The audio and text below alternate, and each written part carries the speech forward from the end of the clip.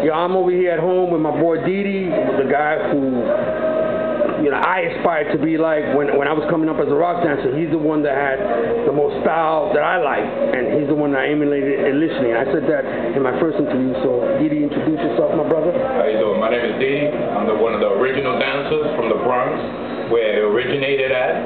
I don't know where these stories are coming from that it started off in Brooklyn, which Brooklyn came in last, but it was paid from Manhattan, and then it went to the Bronx, and then we took it a step higher, and then we ran the show for a long time, so I don't know where this is coming from, and Rubberband came from us too, and all that.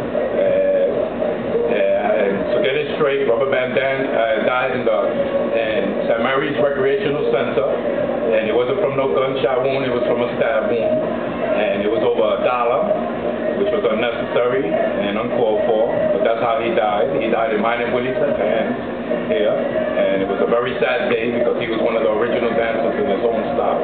And at that time, there was the original dancer from Manhattan was Paulie, Bones, and Louie, and Taylor. And then from the Bronx, it was me, Willie, Rubberband, and there wasn't too many from the Bronx anyway, but we were the ones that ran the show.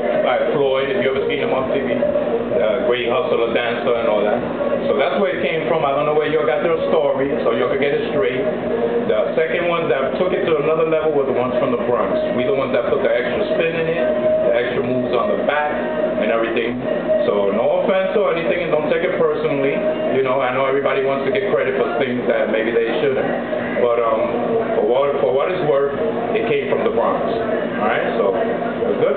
What are the clubs you used to go to, Dee Dee? Well, we used to go to the Contiki, the Grand Ballroom, the Zoo, the Pegasus, 310 and a half. That was at home. That was at home. That was home base. The Asylum. Wow, there were so many, man. I don't even remember all of them, but there was quite a few. Now, you did know some dancers from Brooklyn as well, right? Well, I knew the only ones that I remember really from Brooklyn was Bones and what was that other cat's name? That they came from Brooklyn. They were two brothers or something like that, But they wasn't really popular. I don't know, not to be disrespectful, nothing. But they really didn't make no noise on the dance floor. Like I don't remember ever being afraid of saying, "Oh man, tonight the guys from Brooklyn are gonna be there." I used to always have more competition with the guys from Manhattan. So I don't remember too many guys from Brooklyn ever really making a statement on the dance. What years were those though? Wow, we talking in the 70's, man. We talking from 1970 all the way to the 80s, we ran the show that I remember, I don't know where, like I said, I don't know where these stories came from. And like I said, with no disrespect to anybody and all that, I was one of the originals in the Bronx. I won quite a few concerts in the Bronx and in Manhattan. And the ones that I originated it was this guy named Paulie. And then we had Louie, that he came after Paulie. And then everybody had their own style. We would call Bone style, Taylor style.